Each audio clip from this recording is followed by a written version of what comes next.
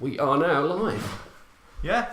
Are we up and now running? live, absolutely. So, timer on the top there tells us that we are live. Excellent. And we should have, let's just do just a check. Yeah, we've got good sound, we're recording, we're streaming. We've got 2 people live with us as well. Already, excellent. So that's really good. So we're up and running. Thank you to Dave, who's our technical guy this evening. First of all, we're just going to introduce each other, just to explain what the background is to all of this, and then we'll get on talking about heel pain and plantar fasciitis. So, first of all, I'm Jonathan. You'll have seen me in the forum if you're active in the Plantar Fasciitis UK forum. I tend to get quite involved trying to help patients, sufferers with heel pain, to find people who can help them. There was a big thread a year ago where we had tied up people all around the country with podiatrists to help them with their heel pain. If you search my name, you'll see that with a map of the UK with about 400 different locations on it. And we've got Mr. Dave James, the foot and leg magician, who's going to be doing some magic tricks with IT this evening. He already has. We have got 4 screens in front of us, which is just crazy. And we have Charles Fraser here from FootFix, who's going to join in with the discussions and help to answer any questions that you may have. So if you've got any questions, please just type them in the comments box. We'll pick them up along the way. We've got some things that we want to cover, but first of all, what I want to know from these 2 guys is why are you passionate about heel pain, guys? Sean, you go first. Yeah, you're in the middle. Hi, I'm passionate about heel pain. It is one of the most debilitating types of conditions that can happen to the lower limb. We get it practically coming through professionally our doors every day of the week, and people have been to other places and have found that they've not had any joy or success. You're not bored of me, don't worry. So, it's a pain, it's debilitating, and we want to make sure that we can get you back up and walking, running, hopping, doing whatever you want. And how long have you been dealing with heel pain for, Charles? 20 odd years. 20 years, yeah? Yeah. And Dave, why are you passionate about heel pain? Sorry, I do apologise. This is actually my kitchen, hence the splodge of paint on the wall and the fact that it looks very Heath Robinson. So, and we do have a dog down here called Coco with her reindeer, just to show that we are actually real people in a real kitchen. I've been a podiatrist now for, I believe this year is my 12th year, and I was a nurse before, so I've worked in various places, including A&E, and I just like getting people better, and I like to be better. I like to be better at knowing how to get people better. And heel pain is so complex at times that it's a real challenge, and it's such a satisfaction in getting people mobile again and walking again after finding out what the problem is. And it's simple as that for me, really. And I'm a big fan of podiatry because podiatry was something I had when I was younger, which actually saved my foot after an ulceration. So I'm a big believer in what podiatry can do as well. So for me, I suppose it's from a patient perspective as well as from a practitioner perspective. Yeah, absolutely. Well, I'm obviously the longest standing then in podiatry because I'm 30 years in the profession now from training, and so that's thank you. That's an awful lot of feet, as I've seen, an awful lot of heel pain that I've dealt with, and it's been a learning journey all the way along. There's been always developments coming on for knowledge around heel pain and things to help with it. Always looking for that magic answer that the people talk about, but it's never going to happen, I don't think. But it's just finding out all the things we can do to help our patients who come in, and because they're in pain and they're suffering and it's affecting their quality of life. They're struggling to work, they're struggling to play with their grandchildren, they're struggling to do their physical activities like running that they want to do to keep fit. And it's a great honour to be able to help them to keep them mobile. Yeah, so absolutely. I think that's very much the key. Just a quick shout out. There's 12 people on here at the moment. Just looking at the messages. Paula, come in, up you come. We've got Paula who's come on and said hello. We've got Susan who's come on and said hello. And we've got Laura who said, what's your pooch called? Well, this is Coco. and she's obviously going to take over the world. What are your reindeer? What are you looking at? You're just going. She's going to go a bit bonkers now. So there you go. So we've got at the moment 13 people on. And excellent. And I can just spot Katrina's question there. So just Katrina. very quickly for Katrina. Katrina let's come up to the camera. There's all your diagnosis. Is that going to flip the right way, Dave? It should be. Okay. It should show up. If not, Okay, we can put a copy of that into the comments afterwards. That's for people. all the cause of heel pain, but we will come back to that in a little while. There you go. Okay? It's on the screen. It's the right way around. Perfect. Excellent. So the other thing that's going to happen tonight, we're going to have lots of podiatrists in the forum watching, because we've got some friends, colleagues there who are just joining us for this evening. So they might get involved in answering questions as well. Please type any relevant answers in the comments box to help any patients there that ask any questions, guys. That'd be brilliant. Thank you. So let's have a look at what happens with a patient when they come in to us with heel pain. Yeah, whatever it is, whatever the reason for their heel pain, what happens? So, Dave, you used to own a clinic. You've recently sold your clinic. That's so right. I'm going to go to Charles on this one about what happens when they come in to see you with heel pain. Well, the main thing that we try and do is we go through a thorough medical assessment to actually see if there are any relevant medical histories that we need to be aware of. After that, you should basically try and go through a neurological exam, vascular exam, and then a range of motion and muscular exam. So you're trying to basically work out whether or not there are a number of reasons that could possibly be the causes of the heel pain. 99% of the time, people will come in and say, I have got plantar fasciitis, or I've been told I've got plantar fasciitis. We know as a profession that plantar fasciitis is prevalent, but there are other reasons for it, and so it's down to us to make sure that these are not the case and we can give the appropriate treatment. Excellent, yeah. And the other thing for me when a patient comes in is very much it's about just hearing their history, what their story is. Yeah. I just get them to tell me from the beginning, when they first started having problems, what it's all about, what effect it's having on their life, what set it off, what aggravates it now. All of that I think is really important to get to the bottom of that potential diagnosis. Dave, you've still got an interest in clinic, even though you're not owning a clinic at the moment. Is there anything you'd add to that? I think for me it is history. History is, I spend a lot of time with my patients, or when I have patients, and I spend a lot of time with students explaining to them that the history taking is massively important. And actually, we haven't necessarily made a diagnosis before we've got our hands on the patient and examine them, but we're a lot of the way there. Yeah. And it's usually descriptors such as burning or tingling or sharp pain, or when it comes on and when it goes away, and what makes it better, what makes it worse, which normally drives us in that direction. So history is massively important. Something I do find myself doing is patients want to tell me about the here and now with their pain, yes, and I have to keep getting them to go back in time and focus on what's happened in the past, so we can see what the progress, what the journey of that pain is for them. One of the best things I ever did with patients when I had a clinic was I would just say to them, tell me a story. Yeah. And I would just sit back and they would tell me absolutely everything. Yeah. And then when they'd finished talking, there was a few seconds of silence. You check if there was anything else, and then you could get down to it. People want to tell you what's going on. Absolutely. They want to tell you everything. Yeah. Well, the advantage of coming to us is we have the time.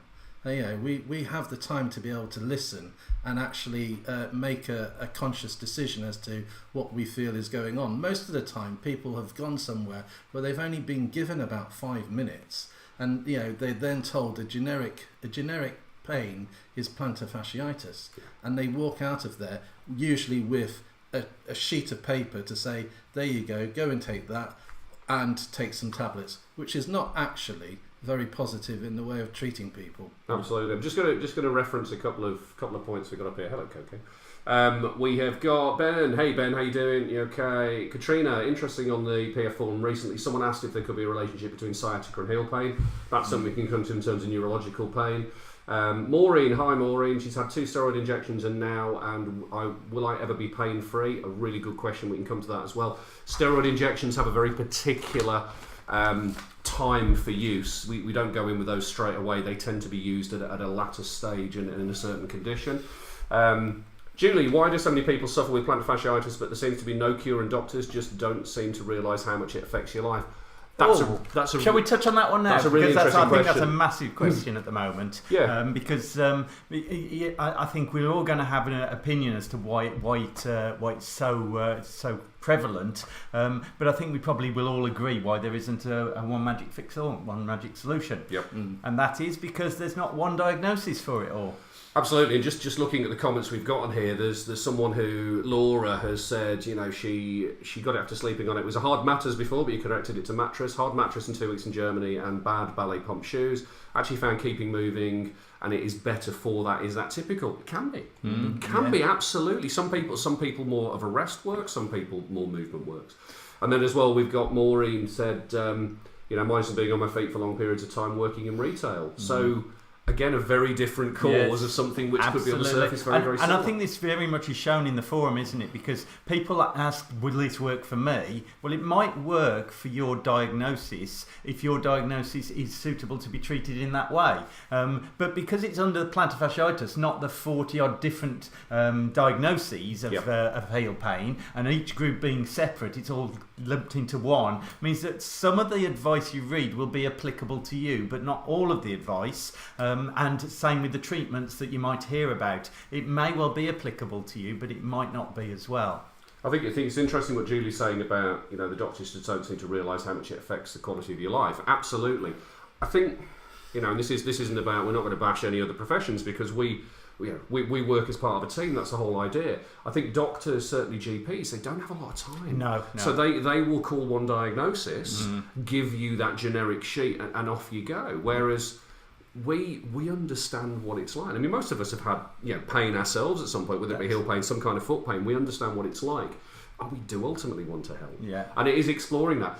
The other thing I think with treatment, and management of patients who have heel pain at the moment, is it's the language and the psychology behind it, which is very important as well. That relationship with pain. Yeah, that's absolutely. Very, and very actually, important. that brings us to a story that one of our colleagues posted in the MSK UK today, Simon Crutchley, and he was talking about a patient who'd basically got to a point with her pain from her feet, from her heels, that meant that she didn't want to walk, she didn't want to move, she was in so much pain, she was in tears with the pain, and she'd spent hundreds and hundreds of pounds having treatment that had really just heightened her focus on her pain. And his reflection was, actually, he just took the time to listen to her and to calm her down and to engage with her in a positive way towards her pain, rather than this nocibic language. Yeah. What do you mean? What do you mean by nocibic? Come on, I think we're becoming psychologists. Yeah, I think we are psychologists. So nocibic, it's about negative language, isn't it? It's about things that actually take you to a bad place in your head, rather than feeling positive and enthusiastic about possible outcomes for yourself. Absolutely. Maureen's just come on and sorry, not Maureen. Where are we? Maureen mentioned it. Anne-Marie. Sorry, Anne-Marie. Please read my comments. Thanks. So Anne-Marie's had a very different cause. So hers was after an epidural in her spine, and she's left walking with electric shock. So we've got a neurological cause. We've got some trauma to and not from the foot. From and that's part of the assessment process, isn't it, Charles? It is. We need to identify where that pain's coming from. So part of the podiatry assessment would be to check for all your nerve fibres and to see which nerve fibres are actually working, and go through your reflexes and muscle tone. And this would give us an idea as to whether or not the pain is centrally located up in the back, or is more local down to where the heel is. Yeah. And that's part of our job, is to actually work out whether or not the pain is coming from one of these areas. Like a spinal injury or a sciatica type problem that's having referred pain further down. I think it's understanding those neurological connections. It's understanding where the nerves come from the spine through the lower limb, where they can have, I'll use the term entrapments, it's probably not the best description, but where you can have entrapments and where you can have issues of irritation along those lines. Certainly for me, when we're looking at assessment, I don't know how you guys feel about it, but you tend to find that the location of the pain is subtly different when it's possibly a neurological cause. It's not that classic pain on the bottom of the foot. And this might be a good time, Jonathan, to show your foot, one of your foot models, and show where if we're talking about plantar fasciitis, so fasciitis being an inflammation of the fascia, show whereabouts we would have that on the diagram. So basically, this is a model of the foot. Okay, you can see that there's lots of bones there, but the foot's so much more than just the bones. And I'll show you a poster that really gets in depth on the anatomy. But this is the leg coming up here. This is the ankle round here. This is the rear foot, the calcaneum, and the midfoot here, and then the forefoot. And the plantar fascia is this band running here from the heel bone towards the ball of the foot, and you can see this red mark on here. That's meant to represent typical plantar fasciitis, where there's inflammation of the plantar fascia, particularly where it enters into the heel bone. But the description plantar fasciitis can apply to inflammation anywhere along the length. Absolutely. It doesn't have to be in the heel bone. And actually, there's only something like 10% of heel pain cases are actually plantar fasciitis. It's a far more likely that it's some other form of diagnosis, or just something called a plantar fasciosis, rather than an inflammation, which is the itis bit. Yep. And that makes a difference to the treatment plan. Absolutely. Yeah. I said that we'd also look at the other anatomy. Now, this is a bigger poster. Jonathan's brought all of his posters with him today. He's moving in. Yeah, so if we just bring that to the camera. I'll hold the dog. You might want to take it back. I'll hold the dog. Can you see here that we've got those the anatomy of the foot here, the blood vessels. We've got different layers here of the muscles on the sole of the foot. How many layers on the sole of the foot? How many layers of muscles, guys? I believe it's 4, isn't it? 4 layers of muscles. There we go. You know, that's a lot of muscles. It's like going back to school. Yeah. And of course you've got all the tendons and the ligaments around there as well, and it's a really complex structure. So if we're talking about that kind of classic plantar fasciitis or fasciosis, that which affects Coco wants a starring role. She jumps very badly, does this puppy? Yeah, it's okay. So the classic plantar fasciitis, or stuff affecting the plantar fascia, is within that area you've pointed out. Now, neurologically, the pain tends to differ. It either tends to be more medial, so towards the inside of the heel, or it tends to be more towards the outside. Yeah. And it has a very different characteristic, and can sometimes come on later in the day.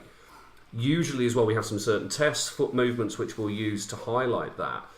But if we're going a little bit more precise, and somebody mentioned, I believe, in the group earlier, might be in this group, might be one of the other plantar fasciitis groups, about a nerve conduction study. And I think Ben's watching, Ben Lumley, he came back and answered about it, and he quite rightly said that actually a lot of nerve conduction studies will come back negative. Yeah.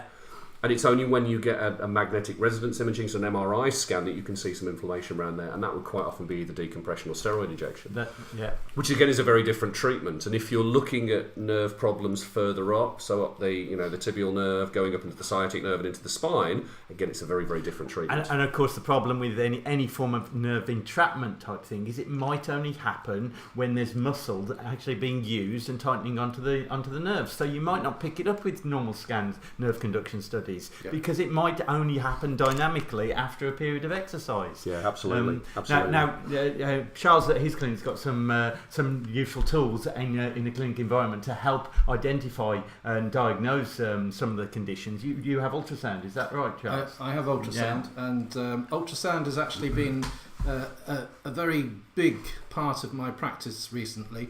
We were able to look inside the foot and have a look at the tendon and the surrounding area, and we can actually identify quite easily the areas that become inflamed. And not only that, with the colour options as well, we can also look to see what type of inflammation there could be. And you can pick up different types of things, which, arthritis in itself, rheumatoid conditions can actually come into play, which can also become slightly confused with plantar fasciitis. So ultrasound is actually becoming a really, really big part in my practice, and patients can actually see the signals and the images as we do it at the time. And it's one of the things that I'm experiencing in my area, that classically GPs would refer heel pain for X-ray first of all, and we'd say you're not going to gain a lot from having the X-ray first of all, send them for ultrasound scan.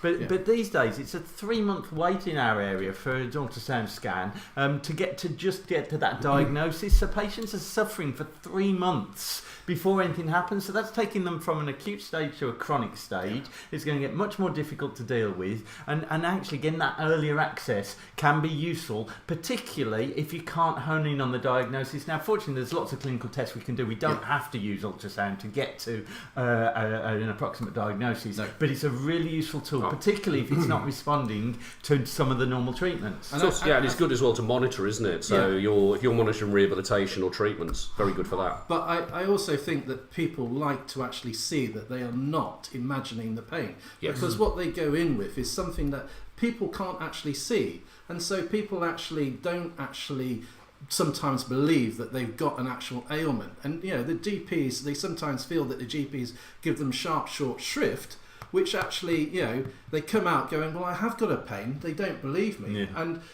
to see something on a scan is actually really reassuring from their point of view. That's a really useful thing. It's interesting. We've had a comment on here as well from I'll go back and I'll find it. Where are we? Vicky Follis. Thanks, Vicky, for coming on.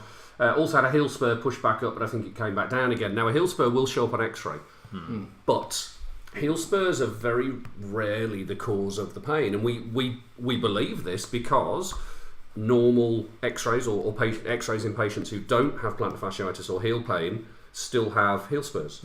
So we see them in the normal population. Absolutely, yes. But if you've got some inflammation in the area or some damage in the area, then a heel spur could contribute to some of the symptoms. I'd be really interested, Vicky, if you're still watching, just comment what they did to push it back up, because they can't.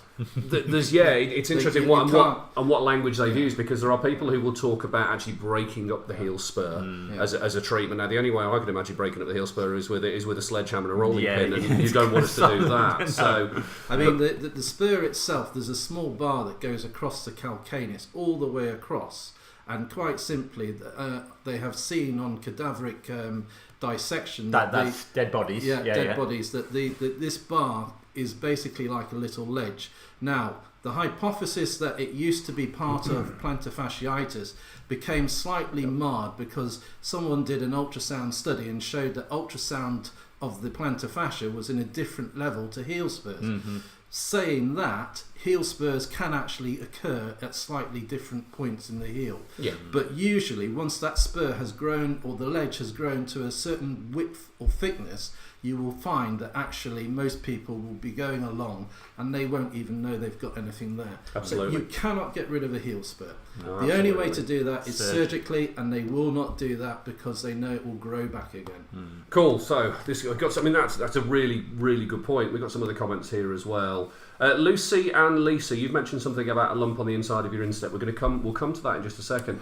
Anne-Marie, you've had a really tough time. So your pain started, that nerve pain started after being in the BMI, and you've also got problems with your Achilles tendons as well. Oh, bless her. So you're not having the best time. I'm really sorry to hear that, because that's not good, and a lot of the stuff should be working, if we can't get rid of it, is working to actually help you with that pain. The dog's gone, there we go. Julie, mine seems to be a bit better with taping every day in a nice cold bucket. Julie, I like taping. While we're talking about taping, what kind of taping do you have? Is it taping just around the part of the heel here, the rear part of the heel? Is it taping across the whole of the foot? Is it taping round onto the back of the leg as well?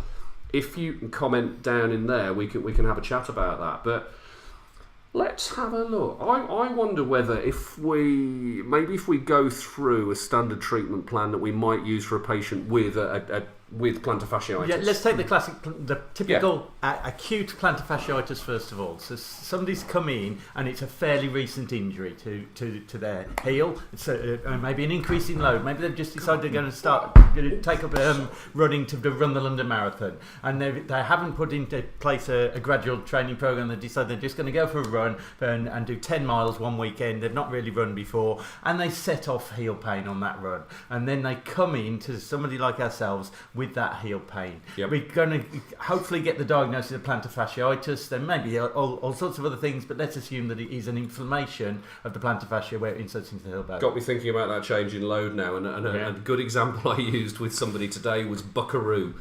And if anyone's watching who's old enough to remember buckaroo, you have this mule or donkey, depending on where you are in the country, and you put stuff on the donkey's back, but you don't know when it's going to kick. And sometimes it's the same with the plantar fascia and soft tissue, is you put load through it on a daily basis and you put multiples of body weight through it, but you don't know when it's going to fail.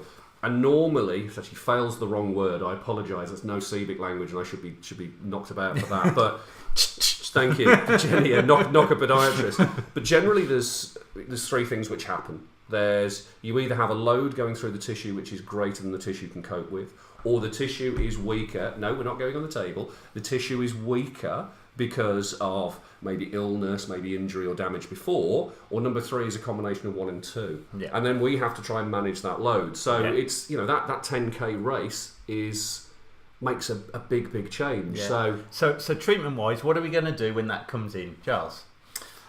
You try and keep it as simple as possible. So the first port of call is just trying to see if you can offload pressure. You can try simple strapping, and you can try simple exercises. I tend to go for strength exercises as well as stretching exercises, because my feeling is that we probably don't really estimate the strength of the muscle as effectively as we do overstretching. Absolutely. Yeah. I mean, one of the things, of course, in those very initial stages, we use the acronym POLICE these days more than RICE therapy. You may have heard of RICE therapy, but actually it's no for police. Sounded up, please. So that's protection, offloading, ice compression elevation, which is where your strapping comes in. That's your early stage, isn't it? The offloading can also be optimal loading. So sometimes it's best not to rest it completely. It's best just to change the load and actually keep the activity going, as we've got some people who've said that before. Or modify the activity slightly so you're still putting it on. Katrina's gone, it's the sound of the police, thanks. And of course there's different types of strapping, isn't there? You've got your rigid strapping, where you can actually exert more of a controlling influence, or your kinesio taping, can't you? Which is working in a very different way. But that would be an initial thing that we might do. You would also consider maybe some anti-inflammatories if they needed it, in order they can carry on using it to help out. Would you consider steroid injection at this stage? No. I think in the first few weeks I would try and offload. I do offer a bit of ultrasound as well, to see if that helps. That's an ultrasound treatment. Therapeutic ultrasound. And anti-inflammatories, and it is really trying to get them into the correct footwear as well. That's the important thing. Yeah, absolutely, because it's predominantly at that stage. We think it's more of an inflammatory condition. We don't want to be causing too much problem at that point, and actually it probably needs to go through that inflammatory phase before we can decide what's going on. And certainly as we move into the fasciosis, that kind of breakdown stage, what tends to happen is you going down. Well, you're not going down.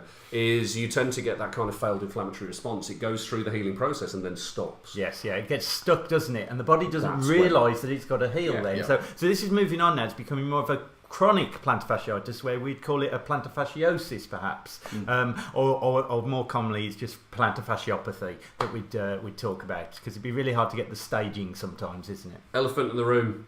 What's that? Orthotics. Oh, okay. Come on. Oh, we're already. We've got to mention them, because I bought them all. I brought a selection for you. Let's call ourselves out on this one, because I know that one of the reasons that we go into these forums is because we want to educate people on what we can do and what we can help with, and we know we don't have all the answers. And one of the things which does get levied at us, which may or may not be fair depending on where people come from, is that we use expensive orthotics to treat problems. Yes, we do occasionally, but quite often we've got a whole range, and you've got a range of orthotics with you here. I have, From, I suppose, what you could term as, depending on you, very cheap. Very reasonable. Have you got any customs? Have you got any? I've got some customs. These are just the off-the-shelf ones I'm just showing you first of all, and then you can go to heat moldable ones. and then you move towards your custom range, which are these sort of things, or full length version there. Or some fancy colour ones. We can get all sorts with orthotics. But the idea, what's the idea of an orthotic, guys? Well, an orthotic, essentially, it changes or modifies load. That's all it does. It doesn't push, it doesn't pull, it just moves the force and load so on the what's foot. all this that we've been hearing about for 20 years then? Just put it away. away. So we need to do this because this is what people see all the time. What's the problem with this, guys? It's a lie. Yeah, and who proved it was a lie? One of our colleagues, our nutty professors, decided he was going to stick some bone pins inside his foot and actually do some scanning of his foot using motion analysis stuff to see what happens with an orthotic. And it doesn't do anything for what we call the kinematics, which is the angles of things. The movement. Yeah? So the movement of things. So as opposed to it actually does alter force and load, as you say. Yeah, I think one of the interesting things is if we're looking at the different styles of orthotic, we can start off with something which is very simple, so like an off-the-shelf device. We can have something which is customised, so it's an off-the-shelf device with additions to either make it a bit stiffer, a bit softer, change the actual orientation of the angle of it, or we can have fully bespoke, which is where it's a bit like a tailor-made suit. Each one of those will suit different people at different times. That's right. And they are very good at altering load initially, and it might be that actually they're good for altering load long term. And I've just spotted something here. Where are we? Rachel Bray, thanks for your question, Rachel. If you have custom-made orthotics, do you have to wear them forever? The simple answer to that is depends. Yeah. It depends on your foot type, your problem, your complaint, your level of activity, what the materials were, where they were made, what other things were going on as well. And hopefully, as podiatrists, none of us are just saying, here's an orthotic, see you later. We're actually doing a whole host of things, education, rehabilitation, and all of those things together.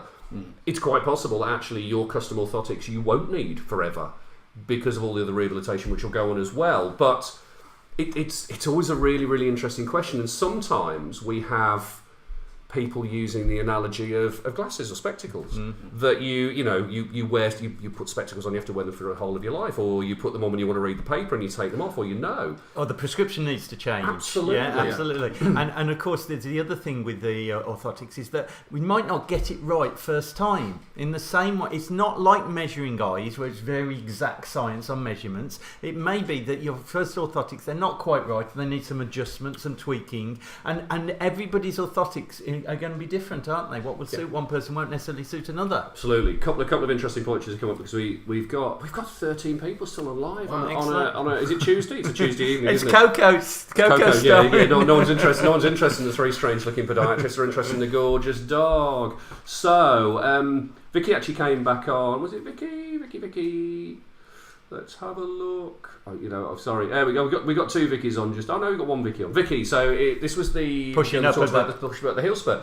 So it was pushed up manually with his thumbs, excruciatingly painful. I'm not surprised. Yeah. But after it was nearly 90% pain free. Thanks for speaking about it. Do you know? I would love to turn around and say to you that that kind of thing doesn't work but it's worked for you, and in your experience, that is what works, and that's brilliant. It's not something we would normally recommend, but manual therapy and pressure on there, and we can talk about manual therapy in a bit, does make a difference. We've got here as well. Sorry, there's also one other that we'd forgotten. We'll come back to as well. Which one's that? The lump in the midfoot. Remember the time we did that lump in the midfoot? Let's do that. Yeah, Laura said she's only watching for Coco. Thanks, Laura. She's got to lie down there. She's had enough. Okay, so we had lumps just inside my instep. They seem fluid filled. This was Lucy and Lisa as well. I suppose the question there is, what size are we looking at? Are we looking at a big lump, a small lump? We've talked about itchiness. I'd probably suggest that it isn't going to be plantar fascia related. No, but there is a condition linked to plantar fascia very much, isn't there? Where fibrosis. A lump in the midfoot, but and that would be a firm lump. But they can move around a bit, can't they? As you palpate them, and it could, of course, be a dual condition because of the plantar fibroma pressing on maybe the footbed inside the shoe. There could be some fungal infection over the top of that. Yeah? Absolutely. So without seeing, it's hard to diagnose. It may be two different things taking place. Absolutely. But plantar fibroma is is linked to plantar fasciopathy. Absolutely, and you can get. I mean, you also get the link to the dupuytren's contractures in the hand as well. So you'll get fibroma type lesions within the hands too. Vicky's come on and said, Julie's come on, Vicky, good point made earlier, that other people can't see it, so don't believe you. And that's really interesting. We can't see your pain. No. But my nursing background quite simply said that when the patient says they're in pain, they are in pain, and you have to believe them. It's entirely on their watch, and we have to believe that. And hopefully we do. I believe we do. Definitely. I think when we hear the story behind the pain, it makes it more real for us as well to get to understand it for the patients. Yeah, I mean, it comes back to that having that time, doesn't it? Yeah, it is that length of assessment that makes a difference. Really getting to the bottom of the problem for them. And you're not going to get someone coming in and sitting down in your treatment chair and making up a condition. Their time is valuable, our time is valuable, and we see lots and lots of it. It is a hidden pain that you cannot see. So we know that. We do. Yeah, absolutely. Yeah, absolutely. Yeah. And just because you might come in, I get a lot of patients coming in. Oh, it hasn't hurt today. Typical when I'm coming in to see you. I don't need it to hurt on the day that you come in. That's not the end of the world, is it? It's all about that story behind the pain. Absolutely. Yeah. Julie's come on. She's I've suffered for 8 years. Also had to have neuromas removed. Okay, so those are in the forefoot. Had physio taping, shockwave injections, and bilateral calf release surgery. Man, you've been through it. Oh no, that's Still have plantar fasciitis in one foot and problems with neuroma on the other foot. I have insoles made. Just so fed up, but this broadcast is great. I'm glad we're here. But thanks for the feedback. Yeah. That's really sad to hear all that. It is. One of the things I've picked up from that is that very often people will just hit the condition with anything that they can lay their hands on in their toolbox, rather than it being a sort of a program allocated to what the stage of that condition is. Yeah. So if you're doing shockwave and injections, they're opposite each other. They're not designed to be used at the same time because you're trying to achieve two different things with that, aren't you? I think that's the point. You can have multiple conditions affecting the same area, and it is just unfortunate that these things are coming in. So someone trying to fix it with one device or one thing, it's never going to work. Absolutely. And the more tools you've got in your toolbox to help, the more chance you have of being able to do it. But equally, you don't have to have them all because you can refer on. Yeah. If I needed something, I would refer to another podiatrist near me who might have that facility, or they refer to me. We don't actually work near each other. We have 3/4 of an hour each apart in a triangle around Birmingham, basically. Yep. And so our clientele, they don't tend to cross over between us. But within our areas, there'll be different podiatrists who have different things available. Absolutely, and that's really valuable because a lot of podiatrists tend to work on their own in isolation. That's a whole other story. Vicky's just come back on about a heel spur and said, it's like constantly walking with Lego in the heel of your shoe. I love Lego, but not in that context. No. Vicky, it might be that one of the things I find on with heel pain is when we're assessing people and we're looking at their gait, the way they walk, the pain is usually somewhere between when their heel hits the ground, the foot's flat on the ground, or you go up onto your big toe, or a combination of those. Mm-hmm. Now, if you've got that pain in your heel, it may well be that taping works quite well for you. There's a fat pad which sits underneath the heel. We haven't really got it on here. That's a heavy one, isn't it? So right underneath here, there is this fat pad which sits underneath. A bit like, imagine your car tyre. You've got the wheel, you've got the tyre underneath. If that tyre's flat, the wheel sits on the ground.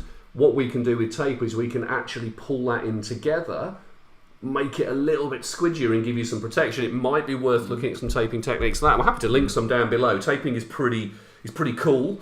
You're not going to do too much damage with tape, he says, hopefully, unless you put it over certain places. But that might well help with that pain. And gel heel cushions can help in that situation. Gel heel cushions, and also as well, this is where orthoses come in. Orthoses with a heel cup to hold that in place, and that makes a big difference. And of course, this is part of the when we're doing that assessment, isn't it? Is looking at what stage in the walking cycle is the pain presenting, because that makes a difference then to the diagnosis, doesn't it? Absolutely. These are the questions that you'll be asked if you're assessed for it. So here's a question, because I have done training in steroid injections. It wasn't something I used in my clinical practice. I never really found that it suited my patients, and I never did enough to make sure my skills are up to date. You do steroids? I do. You do steroids and as not well? as much now, and far more in the rehab route. Yeah, absolutely. Steroids, yeah. So what would be the point, Charles? What would be the point where you would go for a steroid injection? After I've exhausted, and I mean really exhausted everything else, I will go through a steroid is the last point of treatment from my point of view, and really we should be looking at all the alternatives beforehand. I will have gone through ultrasound, strapping, gel heel cups, radial shockwave therapy, the exercises, stretching and strengthening. I would have gone through all of that. I would have done ultrasound scans. I would have probably even sent them off to an MRI just to make sure there's nothing else going on. Okay. A steroid injection really is a get out of jail card. It does not address the reason for why that plantar fascia or the condition has occurred in the first place. Yes, it can actually help with the inflammation, and it can, for some people it does work, and it works really well, and they can go out of the office and they cannot have a jot of pain forever and ever. But I would say, that I get people coming back and there is a residual effect, 12 months down the line, and they're looking for another injection. They're not actually resolving the issue. They're managing it. Absolutely. You And hear it's a of management process. you hear of patients having it every 3 months or whatever, and you're not getting better with that, are you? No. You're possibly causing more damage to the tissues internally. Particularly that fat pad can be affected. So that's one of the side effects, isn't it? Yeah, Steroids. Yeah, that's right. And also the pain of the injection. You hear of patients having it done plantarly. Are you plantar or are you a medial? I'm medial, but I'll put a foot block in. Yeah. So I'll do a foot block and I also do it under ultrasound guidance. Yeah, No longer do I do it blind. I will actually use my ultrasound, and I will actually be able to see where my needle goes. See, it's interesting. When I did my master's degree, we were talking about the use of ultrasound, and the argument was, with good anatomy, you shouldn't need to have it. But everything in my brain points logically to the fact that ultrasound is the thing to do. See the needle, see where it's going in, see the tissue. If you've got a definite hot spot, then at least you've got some guidance there, and then maybe doing the block isn't so good because then you lose the hot spot. But if you've got ultrasound guidance, then you might as well do the block because you're going to be on the spot. Yeah, we were all taught to put the cortisone in, and you went in and you did it as quick as possible because you're injecting a bolus of fluid into an enclosed space, which is painful. That person who's receiving it is not going to tolerate it very well. So by putting a local anaesthetic in, it means that you can take your time, and with the ultrasound you can physically see where you're actually putting it. Absolutely. So I'm just going to say, things are coming up, getting confused. Vicky, you're welcome on the advice on taping. If you get stuck with a particular taping technique, I've got a Facebook page where I do have a video of taping to the heel, and if you want, just tag me and I can link you to it just to have a look and see if it helps you. And then loads of podiatrists have got videos available. Absolutely. You'll find if you do a search on Facebook for the hashtag Podshealheels, which I've put lovingly up above Charles's head in my nicest handwriting, and it's heel with an HEAL at the beginning. You'll find a whole host of posts and advice around the place at the moment. We're going a bit mad for the next 3 weeks. Whilst you touched on that, shall we explain about the campaign? Absolutely. So we as a profession see a lot of patients with heel pain, but we hear a lot of stories of people who don't know that we can deal with heel pain. We see it in the forums, we see it in conversations with friends or family or whatever, and so the idea of the Podshealheels campaign is to raise the awareness that we can help with heel pain. So why should a sufferer of heel pain choose to see a podiatrist over another professional? I think it's very simple. We train purely in foot and ankle pathology. We do it from an undergraduate level for 3 years. If you then go on to do anything else such as surgery, you've got another 5 years. We only see foot and ankle. No offence to the physios or the chiropractors or the osteopaths or the GPs, they've got the whole of the body. We just concentrate on one particular area, and we should be expert at it. We should be like dentists are to teeth. You wouldn't go to see the doctor for a filling. You'd go and see your dentist. So anybody with a heel pain should come and see a podiatrist. It does make sense. The thing that I see is people say, well, I saw a podiatrist and they were no good, so then they change profession. And for me, if you went to a hairdresser, not that we go very often to hairdressers, Charles might a bit, if you go to a hairdresser and you have a bad haircut, you don't give up on hairdressers. You just find one that suits you better, one that can help you more. Yeah. So don't give up on the profession. If somebody came to see me and I wasn't able to help them, don't suddenly go, well, the podiatrist is no good. Far better would be go, okay, I'll go and see Charles, see if Charles can sort me out. Yeah, because we are that key profession, and going within that profession makes absolute sense. Going outside of it, sometimes we'll refer out if we need to, but generally for heel pain, it's something we can fix. We all have, heel pain's kind of, I suppose, our bread and butter, if we're going to use a fairly generic term. But there are some podiatrists who don't have much interest in heel pain. They have more interest in things like diabetes or wound care, or they might have interest in cosmetic elements of it, or routine care or home visits. So there's a whole host of people out there who deal with these things. So, but yeah, I mean, it's a bit of a double-edged sword in a way, being a podiatrist, because yes, we know the foot, the ankle, the leg, the knee, right the way up to the pelvis very, very well. But what we don't know is the stuff above it. And I think sometimes if there is a cause of pain which comes from further up, our knowledge gets a little bit all over the place. Yeah, I've got my nursing background, so I can have a talk to you about bones and joints and muscles and stuff further up. Yeah. But not everyone has that. And I've got my background in gait and movement analysis. Absolutely. But you're right. We may all have that undergraduate training, but actually beyond that, we've all got different experience and skills that we can bring to the table. Absolutely. And what a table it is at the moment. So, Lisa and Lucy seem to be having a chat about their problems, you see, about how their pain's moved around. I think you two probably should get to know each other.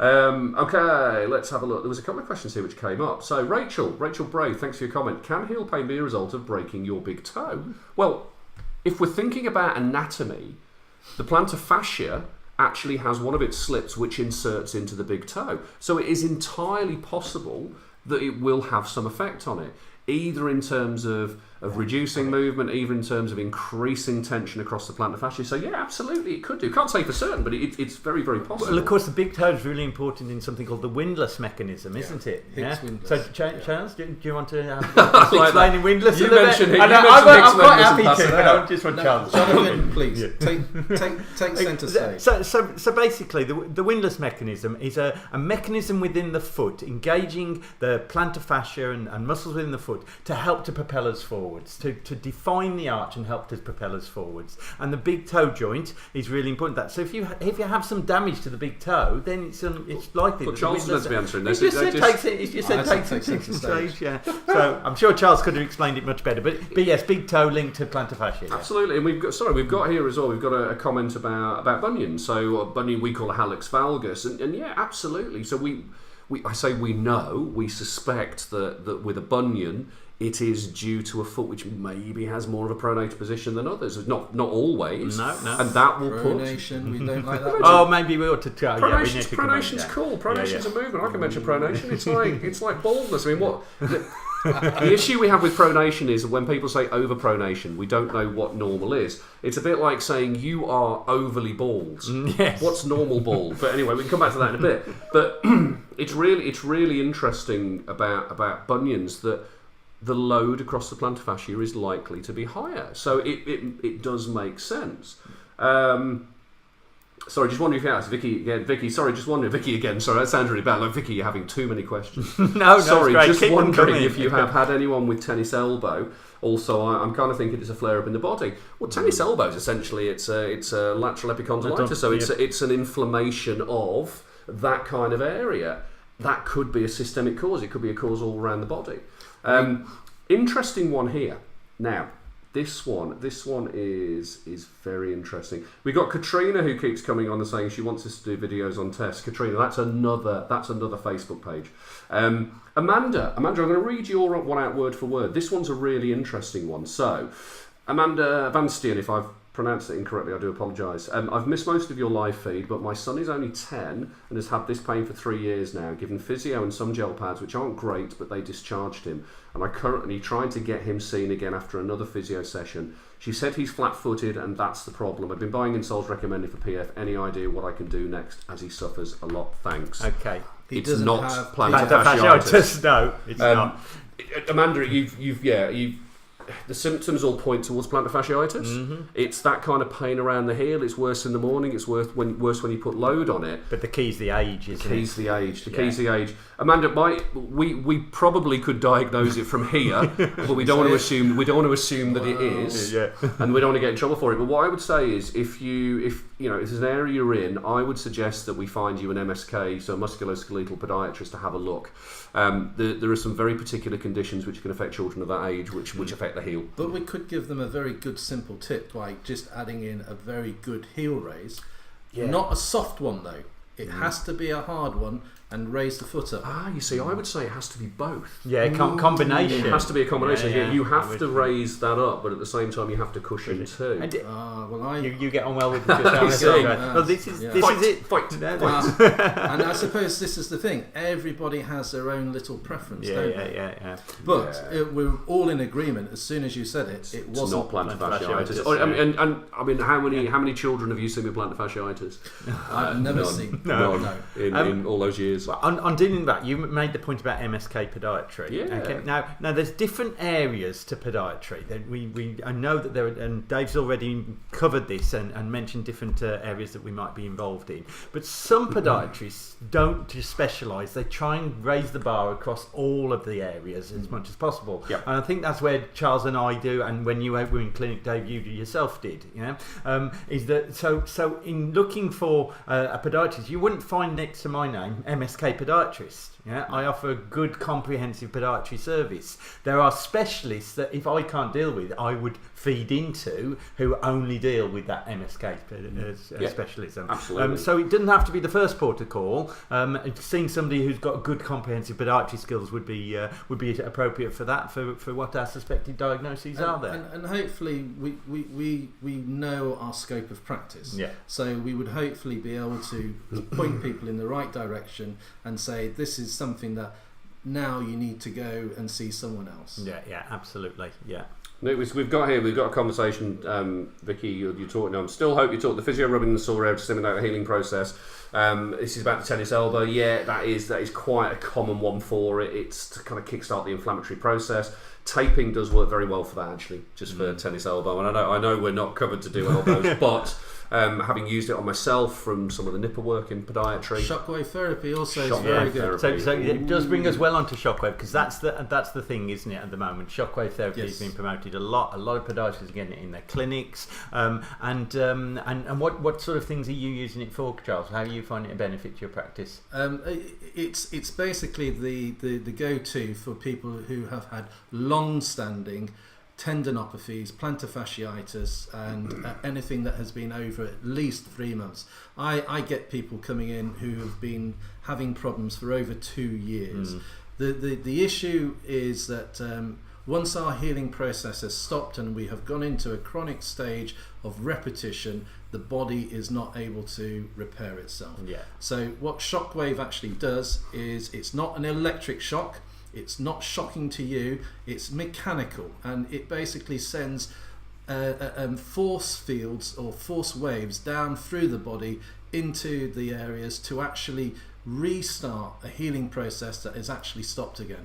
Along with the fact of us trying to identify the reason for why you had it in the first place, it's in combination. It's not a treatment by itself. It should be used in combination with offloading or taping or rehabilitation for strength or stretching. Absolutely. So it's like a pneumatic drill that hits into the tissues like this. Of course, that doesn't scare anyone, does it? Really? Yeah. Yeah. And it sounds worse than it is. It can be uncomfortable, particularly over bony prominences. And of course, we're dealing very often with the fat pad over that calcaneal bone.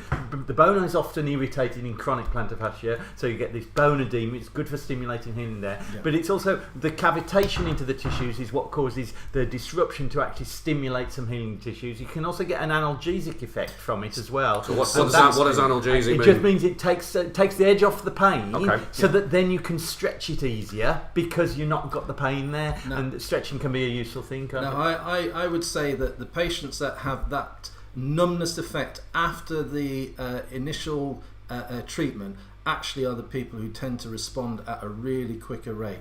And they will be walking in, limping in, and after the shockwave therapy they'll stand on that area and they will suddenly say it either feels numb or it certainly feels a changed type of sensation. There is also the negative retrograde feedback, so you actually are able to find that the calf muscle can stretch better afterwards. Well, using some big words for a Tuesday night, aren't we? Retrograde feedback. Just a couple of things. So, Amanda, you're very welcome. You said we'll go back and tell the physio you want another opinion. I would say that the people you need to see, I'm going to shout for podiatrists, but you need somebody who deals with paediatrics, and a paediatric podiatrist. There we go, flicked off for a moment. A paediatric podiatrist is the person to go and see, in my opinion. You need someone who works with children really at that age so they can help. We've got as well Donna. Sorry, go on. I was going to say you could ask the GP for an X-ray, which would actually probably give them a little bit more of an idea. I thought MRI was better for that. Well, an X-ray is a cheaper option. It'll still show up the area, I suppose. Yeah, absolutely. So X-ray or MRI if you've got a very generous GP. I mean, my own son has a bit of. Same with my eldest daughter and my eldest son as well. And we deal with it. The advice is. Hang on a minute. This is terrible, isn't it? We have two podiatrists here. Collectively between us 3 children. Not as a couple, although you're a very good-looking man. And our children have heel pain. Yeah. And we haven't fixed it. I have. Family always comes last. Or to put it another way, we've improved symptoms, but we're actually waiting for it to settle down. I'll tell you how I fix it. My lad just gave up hiking. He decided he's not going to hike anymore because it irritates his heels. Actually, that's a good point. The question for you, Amanda, is your 10-year-old very kind of sporty and active as well? Because that's usually an indicator too. The good news is for in that situation, it might be affecting his life at the moment, but it's not going to carry on long term. It's going to sort of. If it's what we think it is, it won't. Yeah, absolutely. We've had a question here from Donna. Hey Donna, how you doing? Do you think there is any benefit to using circulation boosters for PF? If it helps improve perfusion and improve circulation, have you heard of this?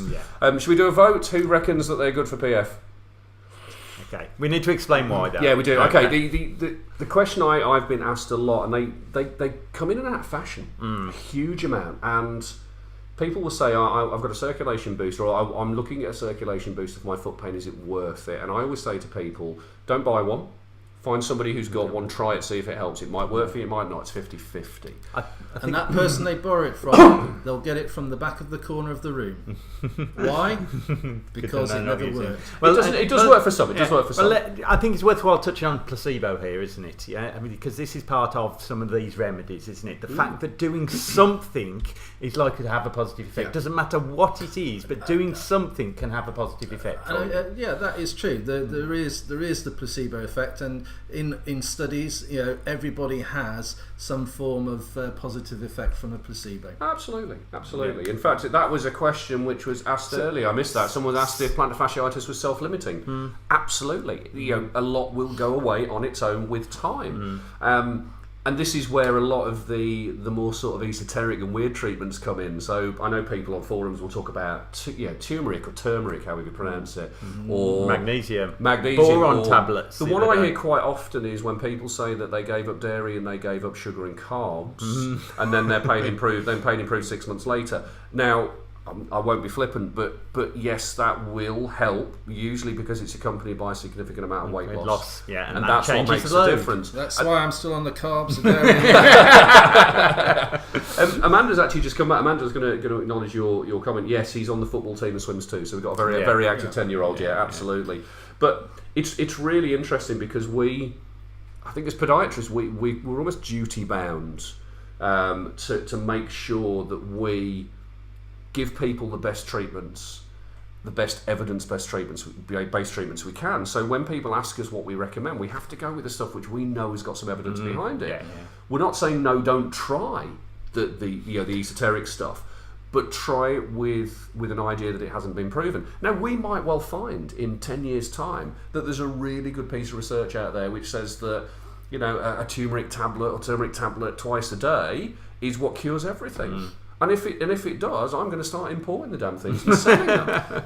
But based on what we see at the moment, there is not one thing which can treat all heel pain. No. And that's where we kind of come into it to be able to help that diagnosis. Well, of course, because we know that in the majority of cases there's a mechanical cause to this, means that if we can address that mechanical cause, then you don't have to be taking the tablets. You don't have to have it coming back. And we hear this all the time. People ask, can you ever be rid of it? Well, absolutely you can. If we solve the mechanical problem, the underlying mechanical problem, rehabilitate the tissues, and we've touched on that, strengthening the tissues, because we start to lose strength as we get older, both in core musculature that helps to control our gait, and in the intrinsic muscles, the muscles within the foot. If we can maintain that strength, then we're not going to be irritating the plantar fascia as much, are we? And this is for true plantar fasciitis, after having the correct diagnosis. Yeah, absolutely.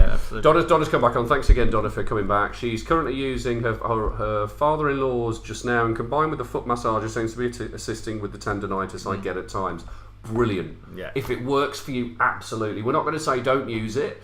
It's just that, you know, if people ask us about the effectiveness of it, we generally find that it's not particularly effective. But why not? Go for it, absolutely. Tracy's come on. Tracy does know. Hi, Tracy. Currently being offered Actisound therapy, so still waiting to see if it's healing. It's better than it was before Christmas. Right, okay. Actisound. I don't know what Actisound is. No, I hadn't heard about Actisound. Have you heard of it, Charles? No, I can only assume it is some form of sound wave. Well, I've actually pulled the website up. It's based in America, so it looks like it is some kind of... It's radio shockwave. Exactly, intensive therapy. It's therapeutic. Well, it says it's intensive therapeutic ultrasound, so it's going to work in a very, very similar way. Yeah. Interesting. Yeah, absolutely. Donna's come back. You're a nurse, 12-hour shifts. I'm an ex-nurse. You.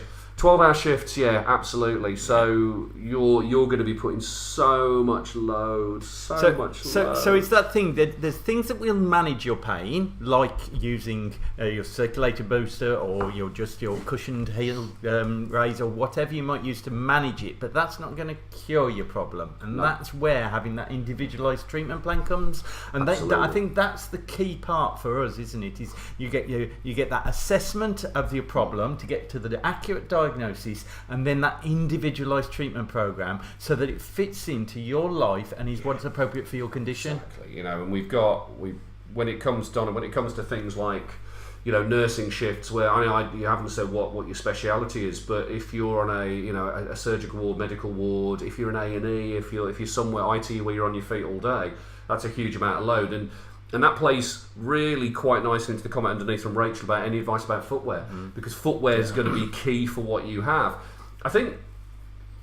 Jonathan, what's the kind of, you know, what's the standard stuff you'd recommend on footwear for a patient with heel pain? Yeah, so it all depends on that diagnosis, and we've got to put that proviso in because it doesn't apply to all diagnoses. But on the basis that we're on the common or garden varieties of heel pain, then you're looking at something that's going to be cushioned, supportive. It's going to encourage a normal rocker gait cycle. We talk about 3 rockers in the gait cycle. You want something that's going to help assist those rockers. Lemmy?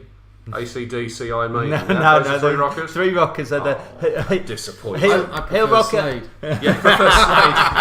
Showing your age. The oldest rockers in the room. Heel rocker, ankle rocker, and toe rocker. Yeah. And they'd be the normal rockers during the gait cycle, and that's what helps to then propel us forwards. But it's footwear is part of it, particularly if you're on your feet a long time. But it is that thing that if you're in pain every day, and at the end of the day you're struggling, then just putting footwear on isn't going to be the solution. Again, it's just a management plan. Yeah. I had a patient this week who came back. I'd seen him a week before, and I'd just done one thing for him, and came back this week, and he said, "You've transformed my life in 1 week. I hadn't realised what level of pain I was in until you've taken it away." Because you just get used to living in pain, and I think that's the sad part of it, really, because then it starts to affect your life, and you don't realise what you're changing in your activities. And then when somebody comes along with a little bit of magic and makes it much better, then suddenly you realise what you've been suffering with. Yeah, absolutely. Anything else on footwear? For the runners out there, I always seem to get the runners coming in after they have changed their brand. Stay with the same brand and the same model. Do not go for anything else. If the running shops say go for it, I would advise you not to. Every time a runner has come in with a different shoe and has exhibited the pain, and they've gone back to the old shoes, the pain's gone. Yeah. Absolutely. Tracy, there's always something which changes. There's always something which changes. Tracy has said, just going back to the Actisan, it's like radio shockwave. Shockwave, fantastic. So shockwave, it's radial shockwave, Tracy, not radio shockwave, and that's because of the direction of the beam of the pneumatic energy coming out of it. It radiates out rather than. It's called extracorporeal radial shockwave. That's You're getting fancy now with different ones. So support socks, yes. Yeah, actually, before that, Vicky, support socks. You have the FS6 ones; they're pretty good. So showing these, and when Dave talked about strapping the heel earlier for the heel fat pad, this is a really useful way of just holding that heel fat pad together. It's the next edge on from strapping. I find patients who have responded well to strapping, I'll move them onto this, so they've always got that as a backup. I also like them wearing them in bed at night because first thing in the morning it's helped to compress the heel and it stops the build up of fluid. That's a good idea. The only caveat with that is in your patients who have got some kind of circulatory compromise. So you need to make sure that that's going to be okay first. Vicky's also mentioned about Brooks has helped, or Crocs. Now that's really interesting that Brooks obviously they're a running shoe or a trainer brand. The one I always come across is the Brooks Beast, which is quite a heavy, very supportive trainer, very, very, very, very good trainer, and can be very, very useful in heel pain. But she's also mentioned Crocs, which actually are completely opposite. They do two completely different things. Yeah, but apart from with the Crocs, you have got the cushioning and you have got some support. It's just softer, isn't it? But you also have a negative. It's a negative heel. The heel sits lower. I wonder. I mean, I remember talking to someone about this before. I wonder whether actually what happens is that it actually puts load through the plantar fascia, a bit like a night splint. And that actually gets that inflammatory process going and turns over the collagen and heals it. Well, of course, we know about tendons. The tendons heal when they are loaded. They don't heal unloaded. They heal best when they're going through some form of load. And in the right patient, then the Crocs would achieve that, wouldn't it? Yeah, and absolutely. Of course, going back to Tracy, it's got to be the pink Crocs. Charles has some. And also, don't wear them in the summer, because then you end up with those little kind of tanned holes on your feet. Tracy Dawson, you've had some stuff going on. So you can't stand in one spot for any longer than a couple of minutes. Have one leg shorter than the other. Have had every type of insole, etc. Lots of trainers. She also has a scoliosis, and she doesn't know if there's any bearing on feet. So scoliosis. So if you're looking at someone from the front and they have a curvature to the spine, I've got one of those. You guys have probably got one. There's a lot of people with them, but it's at what point does it become a problem? And in terms of leg length's an interesting one. It is an interesting one. Leg length's an interesting one because, and I had a conversation with an osteopath about this earlier today, and she's not a big fan of when you go and see someone and they say you've got a leg length difference and your pelvis is out, because they don't know what out means. And leg length is... how do you measure it? I know, it's really difficult. There are no little black markers on your body that we can just say from here to here is the length of your legs. We also don't know what's happening dynamically when you to measure that leg length when you're actually walking. But in gross situations where you've got a huge leg length discrepancy, say after a hip replacement and they haven't got your leg length right, and you're falling onto one side, then that makes sense. So you might overload the tissues that way. But subtle differences, the body's actually very good at coping with such differences. We're taught that most of us have got probably about 1/8 of an inch difference between left and right. 1/8 of an inch? That's can old school. Can we have that in centimetres, please, for our audience? 5 millimetre. Well, yes, 5 millimetres. And people can find that we do find one side longer than the other. Functional, true. There's a big debate on it. I always say to patients, the only way to find a true leg length discrepancy is to turn them upside down and do a whole body X-ray while they're hanging from the ceiling. But of course, that's only the muscular, the bony lengths you're measuring. You're not looking at the effect of the musculature on that. You can change your leg length by changing your pelvic position. And the classic one is is carrying a small child on your hip and just hiking your hip out or kicking your hip out. That's going to change the length of your legs. But to go back to the question, it can make gait different. Yes. So scoliosis can have an effect on the pelvis, which can have an effect on the femur, etc., and that can lead on to heel pain. Absolutely. So can we come on to Pamela's there? Yeah, Pamela's an interesting one. Pamela, hi Pamela, thanks for commenting. NHS a disaster, waited that long for a cortisone injection. I've now got pain in my knee. If I'm wearing heels, help my foot. I'm really sorry. I'm really sorry that you've had that experience, and really you shouldn't. The NHS, we won't get into debate about the NHS. The NHS has troubles, financial, all that kind of stuff, and it is difficult, which is why we come on and we do these things, because we want people to know that there are private options out there. And we won't get into the discussion about costing for private. We know it's a very interesting debate, but there are options out there if you're in pain. And the interesting thing that Pamela said as well, she finds wearing heels help my foot. Why might that be, Charles? I believe it may just change the architecture of the foot and take tension off the muscles. By elevating the heel, you actually take pressure off the back of the calf muscle, which is the combination of the gastrocnemius and the soleus, and this will actually have a beneficial effect which is linked in down onto the plantar fascia. It also changes the angle, the calcaneal angle in the foot. If you think of the foot as just a simple arch, the load bearing hits the calcaneus, and the calcaneus has actually got a slight angle on it, and if you actually raise that up, it can change the arc of how the foot works. Thank you. Thorough answer. That changes the loading on the foot, so it helps reduce tension in the plantar fascia. Yeah, absolutely. I think it is worthwhile going on onto that private NHS situation, because it's an important question for patients, because often their first port of call is to go to the GP. Yeah. They go to the GP with their heel pain because it's free, because it's available, and then first of all they could end up with that wait that we talked about for the ultrasound scan. They could wait 3 months just to get to a diagnosis, and then they might get referred. But would they get referred to podiatry? Not necessarily. Not all areas have MSK type podiatry. It depends on what area you're in. But again, there'll be a wait then in order to see the NHS podiatry. Then it will be down to the commissioners, the level of service that he's commissioned for that MSK service. There may be restriction on the number of appointments. It may be you can only see them twice. It may be they can only give a certain type of orthotic.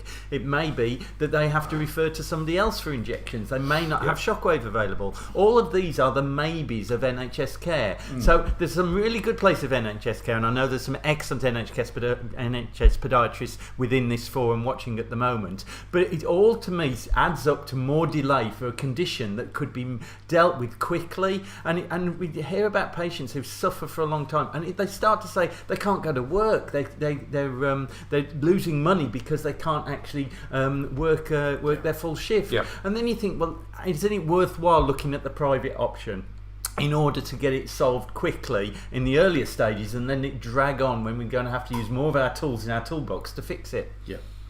We've got Vicky, actually. Vicky's in Northern Ireland. I'm assuming you're in Northern Ireland. The wait list is nearly 9 months. There's some really good private options in Northern Ireland. There are some really good clinics. We're happy to direct you towards those. And then Rachel said, can anyone recommend any wellies which are supportive for heel pain? No. Okay, so wellies aren't great, but there is a need in certain cases to have to wear wellies. Which are quite good, isn't it? I like mucks. Mucks are actually... We're talking about wellies now, okay? We're not talking about what you get up to on the weekend. Mucks are a good wellie. They tend to have a bit of structure, and I've actually had a number of people in agriculture who have actually gone into these. They actually are designed for agricultural people, and they will actually help, rather than a sloppy wellie. But of course we can always put an insole and orthotic within a wellie to improve it, can't we? We can, absolutely. So there's ways to do it. I mean, wellies aren't ideal, but I appreciate that they, in certain situations, they are the best thing for waterproofing. If you're agriculture, if you're out walking the dogs, absolutely. Rachel, you might want to look at some of the walking boot styles out there are actually pretty good. With the gaiters, they're quite good to help. That could be a solution, good solution. At least to get through through the pain, get it resolved, then that could be an option. Can I bring up one? Sorry, you can absolutely. Vicky's just said. Sorry, I'm chuckling. I'd had to wait 6 for physio for tennis elbow, and it was cured cured by then, I actually cancelled. Yeah. Self-limiting, and it's the same kind of thing with plantar fasciitis at times And as well. I think often more so with tennis elbow or something upper body, because you're not loading it all the time. You've got more of a choice of when it's being loaded. Whereas with the foot, you're walking around on it all the time, aren't you? And so you don't get that loading program quite right. Absolutely. Can I raise one that was asked this afternoon? Jonathan's been dying to raise questions from this afternoon. One lady, Kitty Knowles. I don't know if you're watching at the moment, but I did say we'd look at this. She says, okay, I've had plantar fasciitis for 2 years now, done all the stretches, been physio, done everything they said. I've booked in for cortisone in April. I'm worried the jabs in my feet will make it worse or not last. I've got it in both feet, been off work 6 months. As I work on my own, sometimes safety reason, my plantar fasciitis was in my heels. Now it's all kind of all over my plantar, gone to my ankles. I also have fibromyalgia. Okay, need help with my feet. The physio says nothing with my back. I can't walk very far at all. If and when I do get pain, ankle, knee, hip and back. I'm a mess at the moment. It's kind of disabled me, and all I want to do is be able to go back to work, take the dogs a walk, and just generally walk about. Please, if you could help, thank you. Now that brings me to a story that Charles was telling us earlier about bilateral heel pain, and a rare situation that you came across, Charles. Yeah, I had a patient walk in, and they gave a history of heel pain in both heels, which came on at the same time. Now, when I went through their medical history, it transpired that at the same time in that life, they were also developing bilateral elbow pain, and they hadn't put 2 and 2 together. They'd been to see the GP for the elbow pain, and the GP had said, you've got bilateral tennis elbow. And they walked out and they had been given anti-inflammatories. Does that make your tennis going better though? You're playing with 2 tennis rackets. Anyway, the point was, we went through the history. Now, plantar fasciitis, true plantar fasciitis, does not come on straight away bilaterally. You will normally find that 99% of the time it happens in one foot. Yes, it will happen in another foot because you are compensating, but 99% of the time it's a singular thing. After taking the history and actually going through all the exams, I was convinced this wasn't plantar fasciitis. So I asked the patient to go back to the GP for some blood tests. Now the blood tests actually came back and they were negative.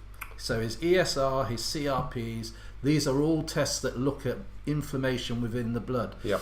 He came back in and he was talking away, and he was actually saying that his breathing had become difficult. Okay, yeah. So I had just been on a course on rheumatology, and actually this condition had come up as a rare condition, and I asked him to go back to the GP and be referred to a rheumatologist because I felt he may be having symptoms which was down to something called sarcoidosis. Yes. The rheumatologists, he got referred to the rheumatologist, who then did chest x-rays, and it's actually through the x-rays and MRIs of the chest that they can make a diagnosis, and he actually had sarcoidosis. His pain in his heels actually was a result of the inflammatory process that was going on, and it wasn't a direct result of mechanical issues. So this ties us into the polymyalgia in this lady's case. The fibromyalgia, fibromyalgia, not polymyalgia. Yeah. The systemic things going on. It doesn't mean that you can't do anything to make it a bit easier for these patients. Yeah. But it's important that we get the full picture, isn't it? I think the challenge with fibromyalgia as well is I've had patients in the past with fibromyalgia, is they know something's not right. They go to the GP. If it's something the GP doesn't believe in, then they won't look into it further. Excuse me, but we know that with fibromyalgia, we assume with fibromyalgia that the symptoms are different from different people and they manifest in different ways. Yeah. And quite often it's a case of, that's where the language comes in, that's where the patience comes in, all the other stuff which goes with it. So we have to sit back and listen to those things. And don't just take that first opinion. Go and get second and third opinions and bring it all together, see if it fits in with what you're experiencing. Don't just see one person, either GP, physio, podiatrist, orthopedic surgeon, whatever. Don't just see the one. Absolutely. And go, that's it, that's all there is to my problem. Go and see somebody else. I think it came down to the fact that we could sit there and spend the time and just go through it logically. Yeah. And actually there was an alarm bell ringing in my head that said this was not right, and I did not really know exactly what was going on. This is the key, isn't it? If you're seeing lots of heel pain, you know really the ones that are red flags and they stand out a mile to you. Okay, if you're only seeing the odd case of heel pain, then it doesn't stand out so much, does it? Yeah. Absolutely. Yeah. So we're doing really well. We've done 1 hour 17 minutes of talking about plantar fasciitis. Who knew you could talk about so long? It's interesting. There's been a couple of other comments. Pamela actually, paid £300 for insoles, and if I wanted to pay for one cortisone injection, it would have cost me £429. The pricing is always going to be an interesting one to kind of talk about. And we talked earlier, I don't know whether you were on earlier, Pamela, we talked about the different types of insoles, and they will vary from pounds right the way through to hundreds of pounds depending on the style and the material and where you go, and there's no real general consensus on it if I'm honest, and that doesn't serve you, it doesn't serve the patient, it doesn't serve us as a profession, because we have that kind of discussion between us. In terms of steroid injections, it's if it's £429 but it sorts your pain out and improves the quality of your life, then it's whether that's a value for you. But whatever treatment you go for, whatever options you have, it has to be a fair exchange of value. Yes, absolutely. It's as simple as that. What difference does it make to your life? And I think if you're trying to fix it on the cheap, you're less likely to get to the results. Doesn't mean you have to have casted orthotics that are expensive, but just committing to a treatment program that's specific to you is what's going to make the most difference. And if that costs a bit of money, but it actually transforms your life, then that's surely a worthwhile investment to make. Yeah, I have to say, regarding orthotics, I have done less and less bespoke orthotics for plantar fasciitis. Yeah. I will always, my go-to now is a very simple off-the-shelf arch support. Now, if people actually start to respond to that, I will tinker around with it, and maybe at some point later on in the future they may want to consider an orthotic device. I do not give out orthotics for plantar fasciitis just like that. No. It really is something that it divides our profession, I think. And personally, I think we've got a lot more array and skills that we can use before we go down the lines of giving someone an expensive device. Absolutely, and there's been some good studies which have shown that actually the expensive kind of fully bespoke devices in the long term aren't actually much better than the off-the-shelf devices. So it's about how you people feel good. It does, and I think actually this is where you go back a step. It's the use of orthotics versus not using orthotics. Yeah. If an orthotic reduces somebody's pain to a degree where they can function better, that gives them that improved confidence, that helps them to manage the pain better, they can do more activity. Right. So yeah, there's different ways to do it. I think the other thing on the cost as well is it's worthwhile finding the practitioner, the podiatrist as we're promoting at the moment, that does understand your problem and can help you get to that diagnosis with that good history. Yep. And that's not a matter of phoning around 10 different podiatrists and saying who's the cheapest. Okay, It's about engaging with the podiatrist and having a conversation to see what they can do for you. Absolutely. And a lot of them will have information on their websites, on their Facebook pages, on their Instagram that shows that they can help you. And looking at reviews is a key as well. And then you engage with that podiatrist and see if they're the ones for you. Go along to your initial assessment, see if you're impressed with what they can do for you. Have a chat with them, and certainly, my experience of, when phone calls would come in and people would be unsure of whether we can actually help, they would want a conversation first. Yeah. More than happy to have a conversation. Excuse me. And sometimes you can say, well, actually, I think I probably know what it is, but I'm not going to commit until I see you for an assessment. Yeah. And that's the sort of conversation you have. And of course, that's because of those 40-odd diagnoses that are possible. And also, our profession, we have to abide by professional body codes and regulatory bodies and unions and insurance. So we have to be very, very careful what we say, as there is with any help. And it's not because we don't want to help. No. It's because... And that's why we can't give specific advice today. We're trying to give as much as we can without actually putting ourselves in hot water. We've got a really interesting one from Lynn, actually. Okay. Hey Lynn, how you doing? I've been suffering with PF for over 2 years now, brought on by doing a standing job when I have always worked in offices. I've had 6 months of physio, blind steroid, guided steroid with dry needling. I've seen podiatrists both on the NHS and paid privately and got custom made orthotics. Nothing has helped. Podiatrists is now saying the only thing left to try is shockwave therapy, but it's not funded on the NHS in my area and I cannot afford to go private. I asked my GP for a referral to Heel Pain Clinic at Birmingham Royal Orthopaedic, but it was refused referral. Don't know what else I could do. Feel resigned to a life of pain, and that's really sad. I'm really sorry to hear that. I know the team over at Birmingham. I'm not saying that so we can elbow you in. They are an amazing centre for Shockwave, and I would probably say that you keep pushing for it. Yeah, potentially yes, but equally, if you're looking at a lifetime of pain ahead, what is that worth against a £300 course of Shockwave? You know, you've got to weigh it up sometimes, haven't you? And if that's going to be the thing that's going to help you, and it may well be with a history like that, that it's something that's worth investing in. Absolutely. I mean, coming brutally down to the cost of treatment. A shockwave therapy machine costs thousands of pounds, so unfortunately the cost is quite an expensive option, but it is coming down.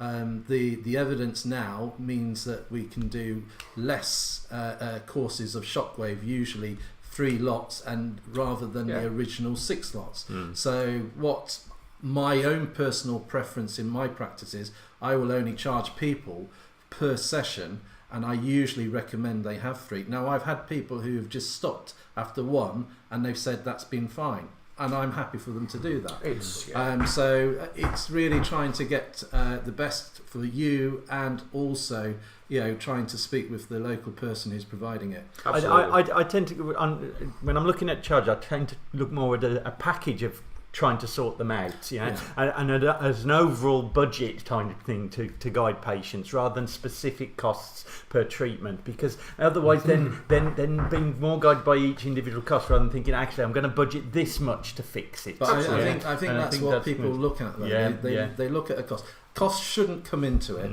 It should be really start off simply and you work your way up. Yes, I mean I like Shockwave. I don't do it for everybody. If I can get away with simple, easy advice, then that is what we should do. Absolutely. And if we get them onto a good loading program, rehab loading program, that's something you can do every day at home, as opposed to coming in to see us once a week. It's an ideal thing to be doing.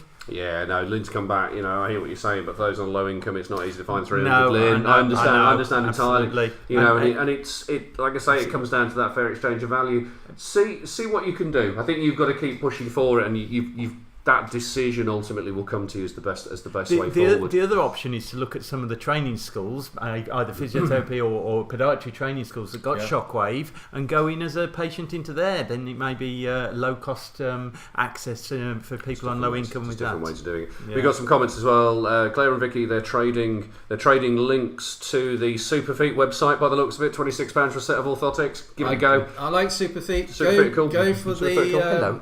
Go for the 3/4 brown ones, the Dulux. They're only 20. But if it sufficiently changes the load on your foot and gives you comfort and helps, it's a very good £26. Absolutely. But don't let that put you off orthotics if it doesn't work, because it might not be the prescription for you. And that's it. And I think one of the interesting things is, and one of the comments I get and pick up on these forums is people have been all over the place and tried different things. And when you're faced maybe with the person who can help you, that one person who knows exactly what they can do for you, you've already shelled out money. I know. A lot of money. Yeah. And of course, the frustration is, well, I've got to pay more money. Why have I got to pay more money? I've paid all this money. It should be sorted. I think that's the message we're trying to achieve with Podshealheels. Instead of us being the last port of call, be the first. Make us the first port of call, and maybe that we can change it all for a lot of people. And I think that's probably really good. So we've got Pamela's come on as well. So again, trouble started when I changed from wearing heels to trainers and got 2 heel spurs, then plantar fasciitis, damaged my muscles on lower legs. But thanks to this grit, I'm really shocked and surprised how many people suffer from it, as I'd never heard of it before and got it. There's so many. It affects a lot of people, and it doesn't need to be a big change. So now we've been here for almost an hour and a half, and I think it's getting great. Thanks for the advice. Should you wear in both shoes? I do.